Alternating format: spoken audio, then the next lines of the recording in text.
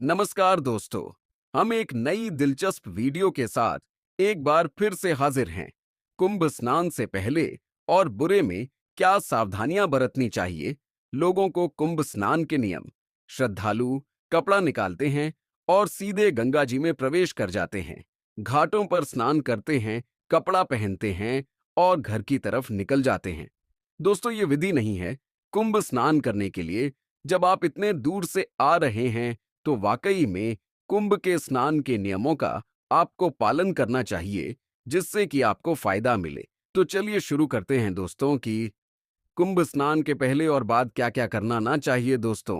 कुंभ स्नान के पहले अपने शरीर को शुद्ध रखना, पवित्र रखना सीखिए। दोस्तों, कुंभ स्नान के आने के 3 दिन पहले से ही ब्रह्मचर्य का पालन जरूर करना चाहिए।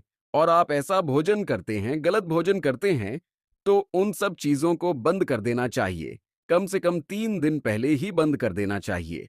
और शरीर जिससे कि साफ सुथरा अंदर और बाहर दोनों शरीर स्वच्छ हो जाए।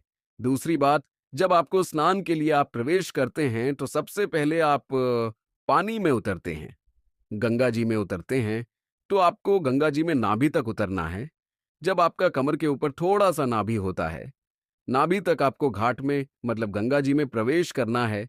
उसके बाद आपको दाहिने हाथ से गंगा जल को लेना है। जो भी संगम का पानी हो या गंगा जल हो, यमुना जी का पानी हो, किसी भी पवित्र नदी में स्नान कर रहे हैं तो दाहिने हाथ से आप जल को उठाइए और आपकी दिशा होनी चाहिए सूर्य देव की तरफ। सूर्य भगवान को प्रणाम करते हुए जल से आचमन करना चाहिए। और आचमन करने के बाद आपको जो गंगा जी की जो वहां की मिट्टी है, पवित्र नदी की जो मिट्टी है, उसको निकाल करके कम से कम शरीर में मैं थोड़ा बहुत उसका लेप करना चाहिए। मतलब श्रद्धा से कि हे गंगा मैया, आपके श्री चरणों में आया हूं, मेरा उद्धार करें। जो भी आपके संकल्प हो, उसी आचमन के साथ डुबकी लगाने से पहले जो है कि यह संकल्प ले। जो भी आपके मन में संकल्प हो, तो संकल्प लेने के बाद डुबकी लगाने का प्रावधान है। तो डुबकी दोस्तों 3 बार, 5 बार, 7 बार, 12 बार, इतनी संख्या में लगानी चाहिए जितनी आपकी हिम्मत पड़े। 3 बार लगाने की हिम्मत है, 3 ही बार लगाइए। ज्यादा ठंडा पानी है तो अन्यथा 5 बार, 7 बार और 12 बार इसी संख्या में डुबकी लगाया जाता है। दोस्तों, कुंभ स्नान पर स्वच्छता का, अपने शरीर के स्वच्छता के साथ साथ पवित्र नदी के स्वच्छता का भी ध्यान रखना चाहिए। गलत चीजों को उसमें, गलत पदार्थों का उसमें नदी में प्रवाहित नहीं करना चाहिए। फूलमाला जो भी आप प्रवाहित करते हैं वो गलत होता है। फूलमाला जो भी आचमन पूजा पाठ करें, गंगा जी के किनारे पर ही किया जाता है, गंगा जी में उसे प्रवाहित नहीं। आपने भगवान राम की भी कथा सुनी है। जब जब भी उन्होंने, मतलब आपने ध्यान नहीं दिया होगा कि जब भी किसी नदी के पर जाकर के पूजा उन्होंने किया, आचमन किया, तो नदी के किनारे ही पर मतलब आचमन किया। नदी के अंदर नहीं तो नदी के में जो भी आचमन किया जाता है, गंगा जल से किया जाता है, दूध से किया जाता है, मिट्टी से किया जाता है। जो भी फूल नारियल जो भी आपकी श्रद्धा है चढ़ाने की, गंगा घाट के पहले ही किया जाता है। तो ये हो गया। आपको स्नान के समय और स्नान के लिए जो भी मंत्र है, ओम सूर्य देवाय नमः, जो भी जितने तरह के मंत्र हैं, आप गूगल पर सर्च कर लेना। अपने सामर्थ्य के अनुसार 1 रुपए से लेकर के अनलिमिटेड जितनी आपकी क्षमता हो, जितनी आपकी श्रद्धा हो, भक्ति हो, दान देना चाहिए। दोस्तों, बता दूं कि कुंभ स्नान के बाद कभी भी दान स्वीकार नहीं किया जाता है। कोई कहीं से आपको दान कर रहा हो व्यक्ति, यदि आप श्रद्धालु हैं तो आपको दान स्वीकार नहीं करना चाहिए, बल्कि दान देना चाहिए।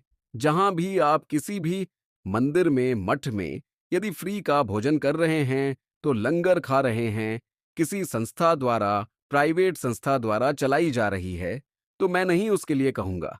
लेकिन जो आश्रम मठों द्वारा जो संचालित होते हैं, भंडारा जिसे जिसको बोलते हैं, तो वहां पर भी यदि आप ग्रहण कर रहे हैं, फ्री का भोजन, निशुल्क प्रसाद ग्रहण कर रहे हैं, तो भी आपकी कोशिश होनी चाहिए कि वहां के दान पात्र में कुछ उसमें दान कर दें, चाहिए आपकी जो भी हो। 1 रुपए, 2 रुपए, 10 रुपये, जो भी आपकी श्रद्धा हो, अपने सामर्थ्य के अनुसार वहां पर दान करना चाहिए। उसके बाद दोस्तों, आपको संत महात्माओं के सत्संग भवन में, सत्संग पंडाल में जाकर के 1 घंटे 2 घंटे जितना भी आपके पास समय हो, कम से कम सत्संग सुनना चाहिए और उसे धारण करना चाहिए।